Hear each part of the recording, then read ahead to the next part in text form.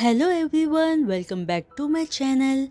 Guys, आप सबके लिए मैंने लास्ट वीडियो का लिंक डिस्क्रिप्शन बॉक्स में दे दिया है, तो जो भी उसे देखना चाहते हैं वहां जाकर देख सकते हैं।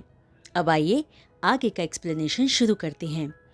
लास्ट पार्ट में हमने देखा था कि कैसे जान यीबो का सारा प्लान उसे हर्ट करने का अपने तरीके से पलट देता है और वो मेंशन से बाहर किसी से मिलता है और उसके साथ ही चला जाता है, जिसे देख यीबो को बहुत गुस्सा आता है और वो जान को कॉल करता है। पर जान का फ़ोन स्विच ऑफ आ रहा होता है, तो यीबो फ्रस्ट्रेट हो जाता है और खुद को शांत करने के लिए शावर लेने चला जाता है। वहीं दूसरी तरफ बार में जान और हाई क्वान बैठकर ड्रिंक कर रहे होते हैं। हाई क्वान के 1000 बार रोकने पर भी जान तब तक अल्कोहल पीता रहता है जब तक वो बेहोश नहीं हो गया। इसलिए हाई क्वान फाइनली जान को कैरी करके मेंशन में छोड़ने आते हैं। सुबह के 4 बज रहे थे जब हाई क्वान जान को लेकर लौटे थे। गार्ड्स ने भी जान की हालत देखकर उनको अंदर आने से नहीं रोका। जान को काउच पे लिटाकर हाई क्वान ने उसे वहीं दूसरे काउच पर रखे एक कोट से ढक दिया। फिर प्यार से जान के सर पे हाथ फेरकर वहां से चले गए। वहीं यीबो सारी रात सो नहीं सका। वो लगातार जान का नंबर ट्राई किए जा रहा था, पर उसका फ़ोन हर बार स्विच ऑफ ही आ रहा था। तो यीबो अपने कमरे की खिड़की पर बैठकर जान के आने का इंतज़ार करने लगा। उसने वो जगह इसलिए चुनी थी ताकि वो वहाँ से देख सके कि जान किसके साथ गया था। लेकिन अचानक उसकी आंख लग जाती है। जब उसकी आंख खुली तो उसने एक इंसान को अपने मेंशन से बाहर जाते हुए देखा। ये वो उस आदमी और उसकी कार को देखकर पहचान गया था कि ये वही इंसान है जिसके साथ जान गया था। यीबो को वो इंसान थोड़ा जाना पहचाना सा लग रहा था, लेकिन वो पहचान नहीं पाया। सिक्योरिटी गार्ड्स ने भी उसको नहीं रोका था, यानी वो जानते थे कि वो आदमी कौन है। ये बात दिमाग में आते ही यीबो सोचने लगता है, क्या ये आदमी यहाँ आता रहा होगा जब मैं घर पे नहीं था? ऐसे कई सवाल यीबो के दिमाग में घूमने लगे थे कि तभी अचानक उसने जान के बारे में सोचा और भागकर अपने कमरे से नीचे आ गया। जब उसने देखा तो जान काउच पर बहुत आराम से सो रहा था। यीबो जान के पास जाता है और उसके गालों को टच करता है जो बहुत ठंडे हो रहे थे। यीबो जान के गालों को सहलाता है और उसको अच्छे से कोट से ढकते हुए सोचता है, कहाँ थे तुम? तुम्हारे साथ वो आदमी कौन था? वो तुम्हें छोड़ने क्यों आया था? फिर ये वो आगे सोचता है, ये जान की लाइफ है, वो जो चाहे वो कर सकता है, मैं कौन होता हूँ इसमें इंटरफेयर करने वाला? ये सोचकर ये वो वहाँ से अपने कमरे में चला जाता है और सो जाता है। अगले दिन सुबह जब जान उठता है तो खुद को काउच पर पाता है। वो उठकर बैठ जाता है। काउच पर सोने की वजह से उसकी पूरी बॉडी में दर्द हो रहा था। वो अपने ऊपर यीबो का कोट देखता है तो उसे फौरन अपने ऊपर से हटा देता है और पाउट बनाते हुए खुद से कहता है, जब उसने मुझे यहाँ काउच पर सोता देखा तो उठाकर मेरे कमरे में क्यों नहीं सुला दिया? कितना मीन है वो।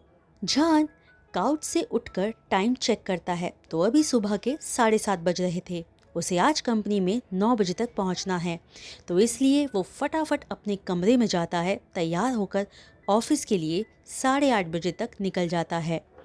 वहीं यीबो 9 बजे जब उठता है तो उसे आज भी मेंशन खाली मिलता है। वो सोचता है कि जान शायद ऑफिस जा चुका है, क्योंकि वो हमेशा 8:30 बजे तक कंपनी जाने के लिए निकल जाया करता था। तो वो भी बिना अपना ब्रेकफास्ट किए तैयार होकर वोंग कॉरपोरेशन के लिए निकल जाता है।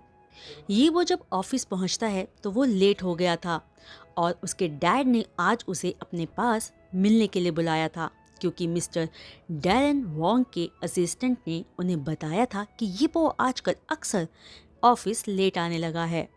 तो जैसे ही यीबो अपने डैड के कमरे में एंटर करता है, मिस्टर वोंग बहुत स्ट्रिक्ट आवाज़ में पूछते हैं, तुम इतना लेट क्यों हो? यीबो भी जान की तरह अपने फादर को कंपनी में चेयरमैन ही बुलाया करता था, तो वो कहता है, सॉरी चेयरमैन, कुछ काम आ गया था। मिस्टर वोंग बिना यीबो की तरफ देखते हुए कहते हैं, ये पहली बार नहीं है कि तुम लेट आए हो वोंग यीबो। ऐसा क्या करते हो तुम रोज जो लेट आने लगे हो? जान तो कभी लेट नहीं उठता और ना ही कभी कंपनी लेट पहुंचा है। क्या तुम अपने हस्बैंड से सीख नहीं ले सकते? वो कंपनी और घर दोनों एक ही टाइम पर कितने अच्छे से मैनेज करता है। वो तुमसे हर तरह से बेटर है। अगर आप उसे इतना ही पसंद करते हैं तो उसे ही इस कंपनी का सीईओ क्यों नहीं बना देते? ये वो कहता है। अगर वो मेरा बेटा होता तो मैं उसे कब का सीईओ बना चुका होता। तुम्हें क्या लगता है वांगीबो कि मुझे नहीं पता तुम मेरे पीठ पीछे क्या करते रहते हो? तुम क्या सोचते हो मैं नहीं जानता कि तुम हर दिन बार में जाते हो और वहाँ क्या क्या करते रहते हो? मैं तुम्हारा डैड हूँ। तुम्हारी हर मूव पर मेरी नज़र रहती है। अगर मीडिया को ये सब पता चला तो हमारी रेपुटेशन बर्बाद हो जाएगी। तुम्हें ये सब ध्यान में रखना चाहिए। अब तुम जा सकते हो यहाँ से। ये सब सुनने के बाद यीबो के पास कहने को कुछ नहीं था, क्योंकि वो सोच रहा था कि उसके डैड को उनके रिलेशनशिप के बारे में सब पता चल चुका है। तो सिर्फ वो अपने डैड को ग्रीट करके वहाँ से जाने लगता है कि तभी उसके डैड पूछते हैं, बाय द वे शाजा कैसा है? तुम्हारा रिलेशनशिप उसके साथ कैसा चल रहा है? वो ठीक है। अभी कुछ दिन पहले वो अपनी मॉम मैडम शाओ के साथ वेकेशन पे गया था। ये वो एक राहत की सांस लेते हुए कहता है कि उसके डैड को अभी सच नहीं पता। ये तो बहुत अच्छी बात है। मैं जानता हूँ ये वो कि तुम्हें इस शादी के लिए फोर्स किया गया था, लेकिन जान एक अच्छा लड़का है, उसका ख्याल रखो, मिस्टर वोंग कहते हैं। इस पर ये वो हाँ में सिर हिलाकर वहाँ से चला जाता है। ये वो अपने केबिन में आज बहुत गुस्से में था, क्योंकि उसके डैड ने दुनिया जहां की फाइल्स पर काम करने के लिए यीबो को दे दिया था। शाम के वक्त सेहुन अपने हाथ में कुछ और फाइल्स लेकर यीबो के केबिन में एंटर करता है और कहता है, लगता है मिस्टर चेयरमैन आज तुमसे बहुत नाराज हैं। कितना काम दे दिया है आज तुम्हें? सेहुन मजाक बनाते हुए कहता है। हाँ, मुझे लगता है वो मेरी ऑफिस लाइफ हेल बनाने वाले हैं, यीबो ठंडी आवाज़ में बोलता है। सेहुन जब यीबो को परेशान देखता है तो पूछता है, क्या हुआ है तुम्हें? डैड की वजह से परेशान हो या घर में कुछ हुआ है? यीबो एक गहरी सांस लेकर कहता है, जान, वो बहुत बदल गया है, अजीब सा बिहेव कर रहा है। वेल, तुमने उसके साथ आज तक जो भी किया है ना, उसकी जगह कोई और भी होता तो अब तक बदल चुका होता, सेहुन जवाब देता है। ये वो इस बात पर सेहुन से बहस करना चाहता था, लेकिन कुछ सोचकर रुक गया और पूछता है, क्या मिस्टर चेयरमैन कंपनी से जा चुके हैं? जिस पर सेहुन हाँ में सिर हिलाता है। ये जवाब पाकर यीबो फौरन अपनी सीट से उठकर गाड़ी की चाबी लेकर वहाँ से निकलने लगता है। ये तभी सेहुन उसे रोकते हुए कहता है, ये सब काम तुम्हें आज ही फिनिश करना है, वरना चेयरमैन सर तुम्हें मार डालेंगे। यीबो कहता है, वो तो हमेशा ही मुझसे नाराज रहते हैं, इसमें नया क्या है? इस वक्त मुझे क्लब जाकर खुद को रिफ्रेश करना है, इसलिए मैं तो जा रहा हूँ, तुम भी जाओ। ये कहकर यीबो वहाँ से चला जाता है।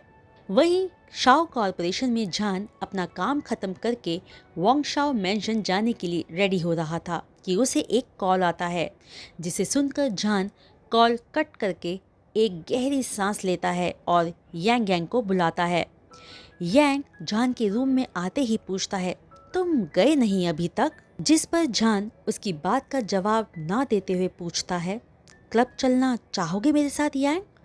फिर थोड़ा रुकने के बाद जान आगे बोलता है, मैंने सोचा था ये वो खुद को बदल रहा है, लेकिन वो आज फिर से क्लब गया है। ओह, तो इसलिए तुम क्लब जाना चाहते हो? यांग कहता है, हाँ चलो ना, एंजॉय करते हैं, लेकिन अगर तुम नहीं आना चाहते हो तो मैं तुम्हें फोर्स नहीं करूँगा, जान कहता है। यांग स्माइलिंग फेस के साथ कहता है, ये तुम क्या कह रहे हो जान, मैं तो पक्का तुम्हारे साथ चलूँगा। हमें यूबिन और लिू हाइक्वान को भी वहाँ ले चलना चाहिए, वो तो मस्ती करने में उस्ताद हैं, हम सबको बड़ा मज़ा आएगा। जान को यांग का आइडिया अच्छा लगता है तो वो उनको भी साथ आने को कहता है। फिर नाइट क्लब में जान, यांग और यूबिन पहुंचते हैं।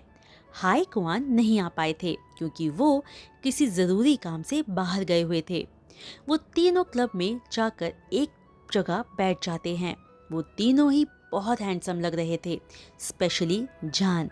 वो बहुत हैंडसम और ब्यूटीफुल लग रहा था, जिसकी वजह से वहाँ उसे लड़कियों के साथ कुछ लड़के भी देखे जा रहे थे।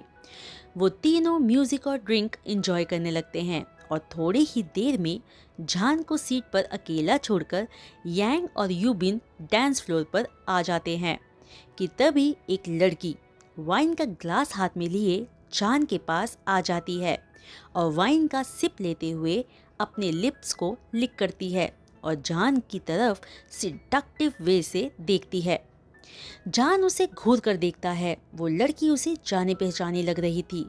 वो उस लड़की से पूछता है, क्या हम पहले मिल चुके हैं? उस पर वो लड़की कहती है, शायद, इससे क्या फर्क पड़ता है? क्या तुम आज की रात मेरी कंपनी एंजॉय नहीं करना चाहोगे? उस लड़की की आवाज़ सुनकर जान को याद आ जाता है कि उसने उसे कहाँ देखा था। वो ऊपर से नीचे तक उस लड़की को ठीक तरीके से देखते हुए स्मर्क करता है और कहता है, सॉरी, लेकिन मैं यीबो की इस्तेमाल की हुई चीज़ को इस्तेमाल नहीं करता। क्या तुम मुझे भूल गई हो? जान की ये बात सुनकर उस लड़की की आंखें हैरानी से बड़ी हो जाती है और वो पूछती है, कौन हो तुम? और तुम्हें कैसे पता कि मैंने वोंग यीबो के साथ वन नाइट स्टैंड किया हुआ है? तुम्हें पता है कि तुम कितनी लाउड थी, जिसकी वजह से मेरी रात की नींद खराब हुई थी और सुबह भी तुम दोनों ने मिलकर मेरी बची कुची नींद भी खराब कर दी थी। ये कहते हुए जान उसके कान के पास आकर हस्की वॉइस में कहता है, डियर, मैं वही हूँ जिसे चेक करने के लिए यीबो तुम्हें छोड़ कर आया था। फिर वापस ठीक से बैठते हुए जान कहता है, अब तुम यहाँ से जा सकती हो, मैं तुम में बिल्कुल भी इंटरेस्टेड नहीं हूँ। वो लड़की ये सब सुनकर शर्मिंदा हो जाती है और कुछ कह नहीं पाती, फिर उठकर वहाँ से चली जाती है। ये सब देखकर यूबिन और यांग जान के पास आ जाते हैं। यांग अपनी ड्रिंक का सिप लेते हुए कहता है, ओह गॉड, मुझे तो लगता है यीबो इस सिटी की सभी लड़कियों के साथ सो चुका है। कि तभी एक आवाज़ उन सब का अटेंशन अपनी तरफ खींच लेती है। एक क्यूट सी लड़की उनके पास खड़ी होकर उन्हें सुन रही थी और जब यीबो का जिक्र हुआ तो वो कहती है, मैं। फिर थोड़ा पास आकर कहती है, मेरा मतलब मैं उस वोंग यीबो जिसके भी बारे में तुम बात कर रहे हो, उसके साथ तो क्या आज तक किसी के साथ भी नहीं सोई हूँ, क्योंकि मैं अभी तक एक वर्जिन हूँ। इस पूरे टाइम जान उस लड़की को देख रहा था और ऑब्जर्व कर रहा था। वो लड़की बहुत क्यूट और सेक्सी लग रही थी। फिर जान पूछता है, तुम कौन हो और क्या चाहती हो? वो लड़की सिडक्टिवली कहती है, मेरा नाम वू शुआन यी है और मैं तुम्हें चाहती हूँ। जान उस लड़की को अपने पास बैठने का इशारा करते हुए पूछता है, तुम मुझे क्यों चाहती हो? जैसा अभी मैंने बताया कि मैं अभी तक वर्जिन हूँ, इसलिए मैं अपनी वर्जिनिटी तुम जैसे हैंडसम लड़के के साथ खोना चाहती हूँ और तुम सबसे ज़्यादा हैंडसम लड़के हो यहाँ। शुआन यी जवाब देती है। ऐसा है क्या? जान कहता है और सोचने लगता है कि ये लड़की दिखने में ही इनोसेंट है बस, लेकिन है नहीं। मैं ये समझ ही नहीं पाता कि कैसे कोई किसी और के साथ बस अपनी सेक्सुअल नीड पूरा करने के लिए सो सकता है। मुझे तो बहुत डिस्गस्ट फील होता है, लेकिन अब किया भी क्या जा सकता है। मैं भी अब इनमें से ही एक बनने वाला हूँ। उफ, ये सब मैं क्या सोचे जा रहा हूँ, शायद मुझे चढ़ गई है। जान आगे कहता है, वेल, अगर तुम उनमें से ही एक हो जिसने कभी भी यीबो के साथ कोई नाइट स्पेंड नहीं किया है तो मैं ओके हूँ, और अगर तुम वर्जिन ही हो तो ये मेरे लिए बोनस जैसी बात है, क्योंकि मैं भी अभी तक वर्जिन हूँ। लेकिन मेरी एक कंडीशन है। कैसी कंडीशन? शुआन यी पूछती है।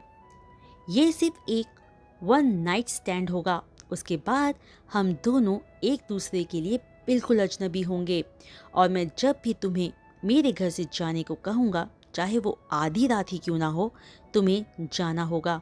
अगर तुम इस कंडीशन से ओके हो तो मुझे तुम्हें प्लेजर देने में कोई प्रॉब्लम नहीं है। जान बहुत क्लियरली ये सब कहता है, जिस पर श्वान ये शर्माते हुए हाँ में सिर हिला देती है। चलो ठीक है फिर, ये कहते ही जान वहाँ से श्वान यी को लेकर जाने लगता है, जिस पर यूबिन और यांग यांग थम्स अप का साइन दिखाते हुए कहते हैं, good luck bro, have a great night. जान 30 मिनट्स में अपने मेंशन पहुंच जाता है। वो जैसे ही लिविंग रूम में पहुंचता है, श्वान यी को काउच पर पुश करके उसे किस करना स्टार्ट कर देता है। कुछ मिनट्स तक किस करने के बाद जान जैसे ही आगे बढ़ने की कोशिश करता है, एक थंडर स्ट्रॉम जैसी वॉइस के साथ कोई चिल्लाता है, यहाँ ये सब क्या हो रहा है। तो गाइस, आज का ये एक्सप्लेनेशन मैं यहीं रोकती हूँ और आप सबसे रिक्वेस्ट करती हूँ कि आप अपने कमेंट्स के थ्रू मुझे बताइए कि ये स्टोरी आपको कैसी लग रही है। तो वीडियो को लाइक, चैनल को सब्सक्राइब और बेल आइकन को हिट करना आज भी प्लीज़ मत भूलिएगा। तो आज के लिए बस इतना ही। जल्द मिलूँगी अपने नेक्स्ट वीडियो एक्सप्लेनेशन के साथ। तब तक के लिए बाय।